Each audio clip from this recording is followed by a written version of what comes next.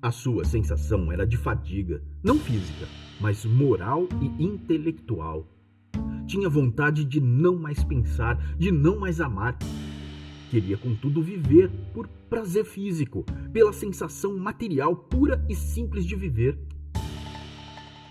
Assim, convalesceu longamente, demoradamente, melancolicamente, sem uma visita, sem ver uma face amiga.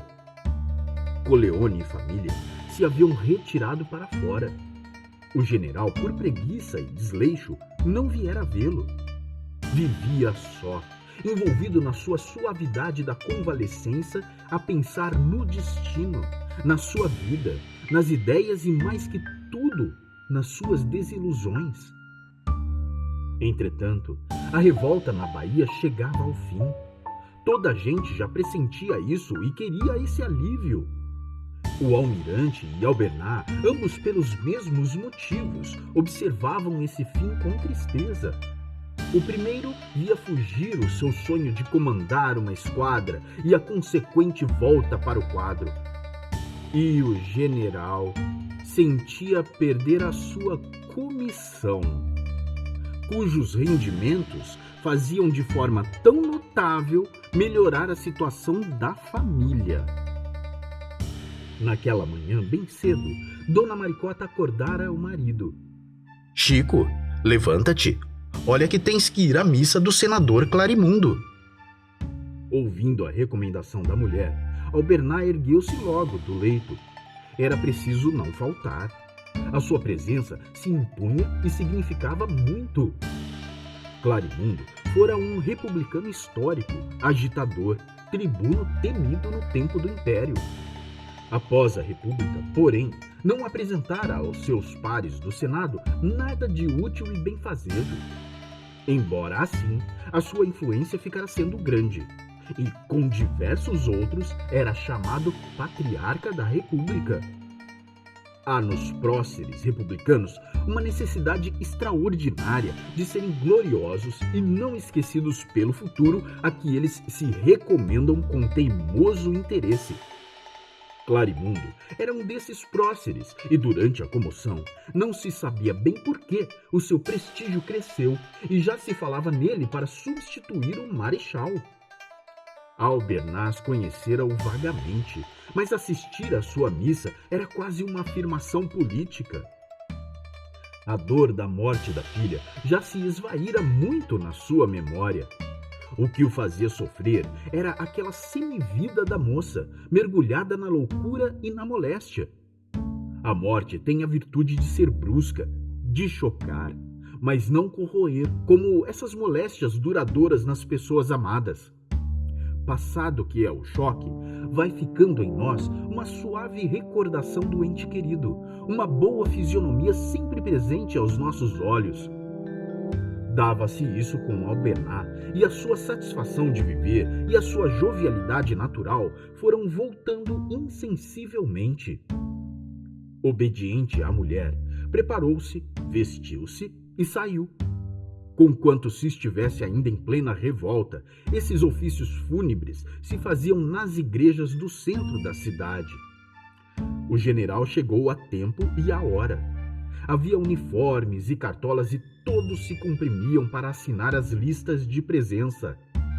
Não tanto que quisessem atestar à família do morto esse ato delicado. Dominava-os, além disso, a esperança de ter os nomes nos jornais. Albernaz não deixou de atirar-se também a uma das listas que andavam pelas mesas da sacristia. E quando ia assinar, alguém lhe falou. Era o almirante. A missa ia começar, mas ambos evitaram entrar na nave cheia e ficaram a um vão de janela na sacristia, conversando. Então, acaba breve, hein? Dizem que a esquadra já saiu de Pernambuco. Fora Caldas quem falara primeiro, e a resposta do general fê-lo sorrir irônico, dizendo: Enfim, a Bahia está cercada de canhões. Continuou o general após uma pausa. E o marechal vai intimá-los a renderem-se. Já era tempo, fez Caldas. Comigo, a coisa já estava acabada. Levar quase 7 meses para dar cabo de uns calhambeques. Você exagera, Caldas. A coisa não era tão fácil assim. E o mar? Que fez a esquadra tanto tempo no Recife, você não me dirá? Ah, se fosse com este seu criado, tinha logo partido e atacado. Sou pelas decisões prontas. O padre, no interior da igreja, continuava a pedir a Deus repouso para a alma do senador Clarimundo. O místico cheiro de incenso vinha até eles e o votivo perfume, votivo ao Deus da paz e da bondade, não os demovia dos seus pensamentos guerreiros. Entre nós, Aduziu Caldas, não há mais gente que preste. Isto é um país perdido. Acaba a colônia inglesa. Coçou nervoso um dos favoritos e esteve um instante a olhar o ladrilho do chão. Albernaz avançou, meio sarcástico. Agora não. Agora a autoridade está prestigiada, consolidada, e uma era de progresso vai abrir-se para o Brasil. Qual o quê? Onde é que você viu um governo mais baixo, Caldas? Onde é que se viu um governo que não aproveita as aptidões? Abandona-as, deixa-as por aí vegetar. Dá-se o mesmo com as nossas riquezas naturais, jazem por aí à toa. A sineta soou e olharam um pouco a nave cheia. Pela porta via-se uma porção de homens, todos de negro, ajoelhados, contritos, batendo nos peitos a confessar de si para si. Mea culpa, mea máxima culpa. Uma réstia de sol coava-se por uma das aberturas do alto e resplandecia sobre algumas cabeças. Insensivelmente, os dois, na sacristia, levaram a mão ao peito e confessaram também. Mea culpa, mea máxima culpa. A missa veio a acabar e ambos entraram para o abraço da pragmática. A nave recendia a incenso e tinha um aspecto tranquilo de imortalidade. Todos tinham um grande ar de compunção. Amigos, parentes, conhecidos e desconhecidos pareciam sofrer igualmente. Albernaz e Caldas, logo que penetraram no corpo da igreja, apanharam no ar um sentimento profundo e afivelaram-no ao rosto. Genelício também viera. Ele tinha o vício das missas das pessoas importantes, dos cartões de pêsames, dos cumprimentos em dias de aniversário. Temendo que a memória não lhe ajudasse, possuía um caderninho onde as datas aniversárias estavam assentadas e as residências também. O índice era organizado com muito cuidado. Não havia sogra, prima, tia, cunhada de homem importante que em dia de aniversário não recebesse os seus parabéns e por morte não o levasse à igreja em missa de 7º dia. O seu traje de luto era de pano grosso, pesado, e olhando-o, lembrava-nos logo de um castigo dantesco. Na rua, Genelício escovava a cartola com a manga da sobrecasaca e dizia ao sogro e ao almirante: A coisa está para acabar, breve. E se resistirem? Perguntou o general. Qual? Não resistem. Corre, que já propuseram rendição. É preciso arranjar uma manifestação ao marechal. Não acredito, fez o almirante. Conheço muito o Saldanha, é orgulhoso e não se entrega assim. Genelício ficou um pouco assustado com a entonação da voz do seu parente. Teve medo que ele falasse mais alto, desse na vista e o comprometesse. Calou-se. Albernaz, porém, avançou. Não há orgulho que resista a uma esquadra mais forte. Forte. Uns calhambeques, homem. Caldas continha à custa a fúria que lhe ia na alma. O céu estava azul e calmo. Havia nele nuvens brancas, leves, esgarçadas, que se moviam lentamente como velas naquele mar infinito. Genelício olhou-o um pouco e aconselhou: Almirante, não fale assim. Olhe que... Qual? Não tenho medo. Porcarias. Bom, fez Genelício. Eu tenho que ir à rua 1º de março e... Despediu-se e saiu com o seu traje de chumbo, curvado, olhando o chão com o seu pincenês azulado, palmilhando a rua com um passo miúdo e cauteloso. Albernaz e Caldas ainda estiveram conversando um tempo e se despediram sempre amigos, cada um com o seu desgosto e a sua decepção. Tinham razão. A revolta veio a acabar daí a dias. A esquadra legal entrou.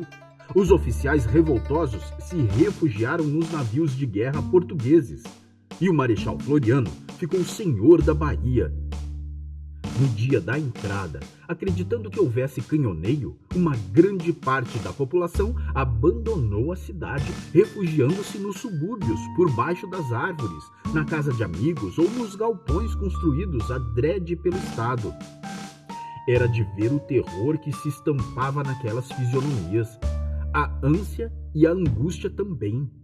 Levavam trouxas, samburás, pequenas malas, crianças de peito a chorar, o papagaio querido, o cachorro de estimação, o passarinho que de há muito quebrava a tristeza de uma casa pobre. O que mais metia medo era o famoso canhão de dinamite do Niterói, uma espalhafatosa invenção americana, instrumento terrível, capaz de causar terremotos e de abalar os fundamentos das montanhas graníticas do Rio. As crianças e as mulheres, mesmo fora do alcance de seu poder, temiam ouvir o seu estrondo. Entretanto, esse fantasma Yankee, esse pesadelo, essa quase força da natureza, foi morrer abandonado num cais, desprezado e inofensivo. O fim do levante foi um alívio. A coisa já estava ficando monótona e o Marechal ganhou feições sobre-humanas com a vitória. Quaresma teve alta por esse tempo e uma ala de seu batalhão foi destacada para guarnecer a Ilha das Enxadas. Inocêncio Bustamante continuava a superintender o corpo com muito zelo, do interior do seu gabinete, na estalagem condenada que lhe servia de quartel.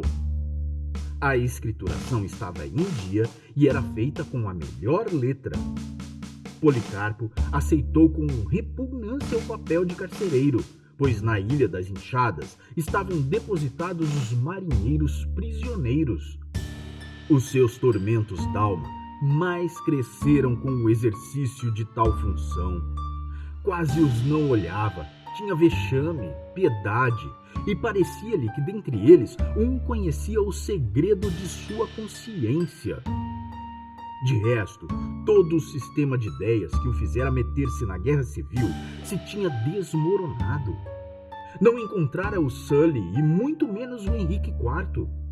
Sentia também que o seu pensamento motriz não residia em nenhuma das pessoas que encontrara.